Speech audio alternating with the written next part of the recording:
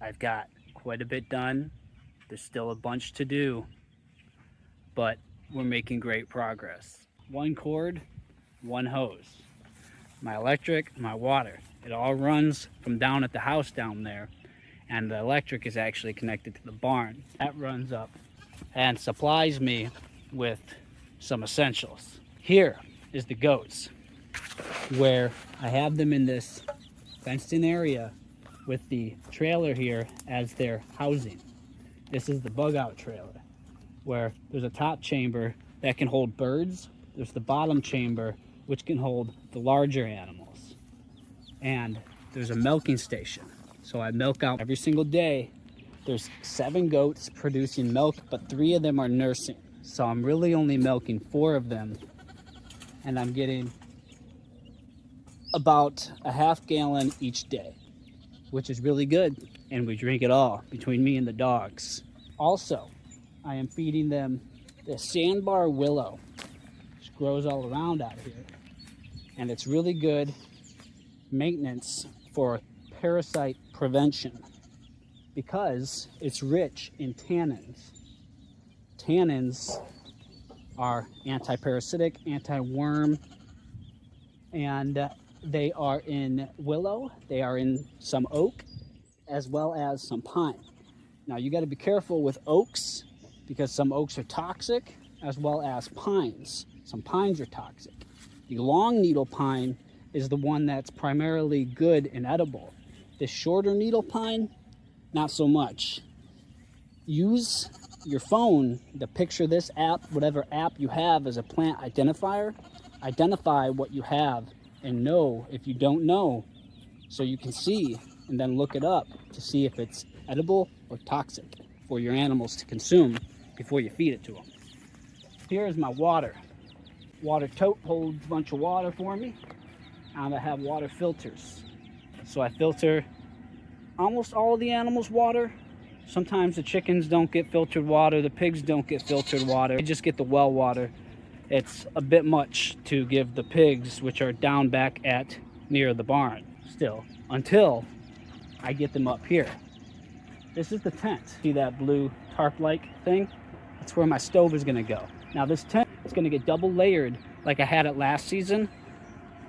And I'm also planning on insulating it so that it's really cozy for the winter. In the tent is hay, feed, my cooktop, a little mini fridge to chill the milk, extra meat that I have that I may need to put in there. And over here is this bird room. Here's Garnet. He's in here because there's a guy over with his dog right now. I don't want them interacting. So Garnet's chilling for the time being. Here's the bird run that I just built. This has got a net over it. It's a little rectangular area. There's a couple of rabbit hutches in there, and there's some nesting boxes in there for the birds to put some eggs. They got water, they got feed, they've got this tree that they actually perch in. I topped it so that I could put the net over it.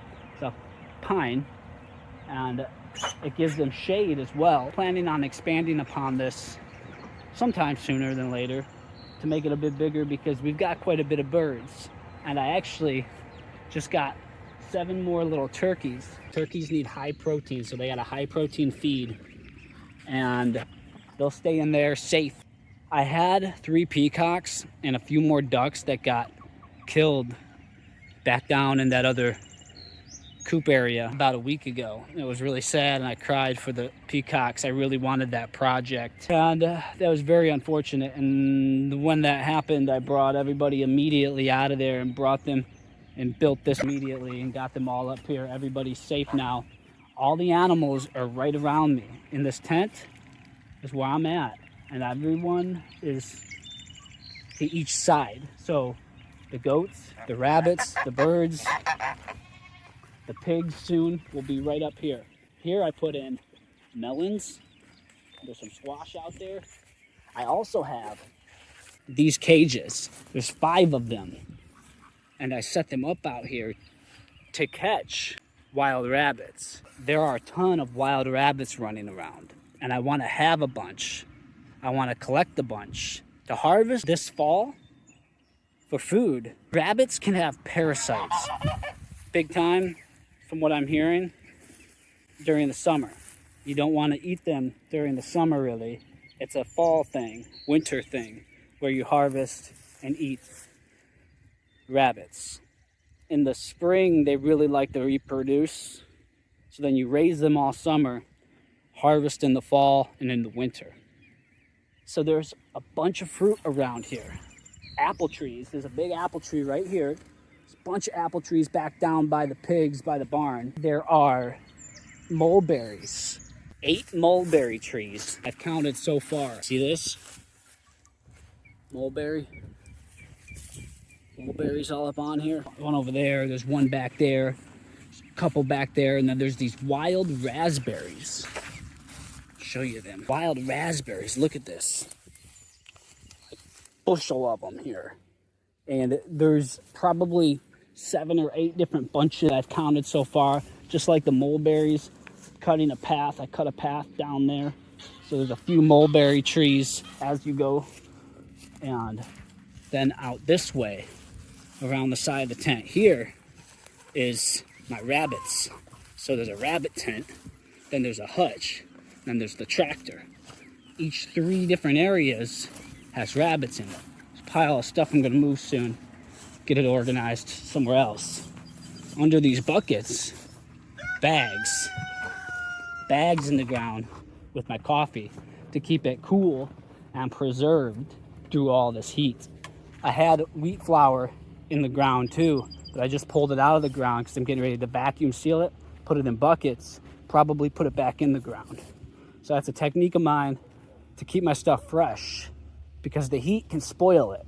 Here is rabbits in this hutch. There's a few mamas with some younger ones. And over here is a bunch of grow outs.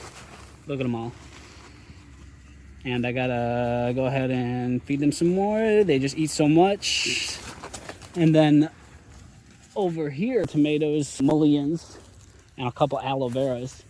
And this is the adults tractor. So they're all in here hanging out, healthy, strong. Next thing to do is to bring up railroad ties like these ones. These little chicks are a pest control. They eat ticks and other little bugs. They run in between the enclosures because they can fit between the fences. And it's a really, really good regenerative way to manage the bugs around here. At night, when I'm laying down and it's like dark, there's these fireflies even in the tent and they blink. It's magical. It's pretty cool. And the next thing I gotta do is to actually milk the goats and then move some railroad ties. Welcome to the camp. Those are the new little baby girls.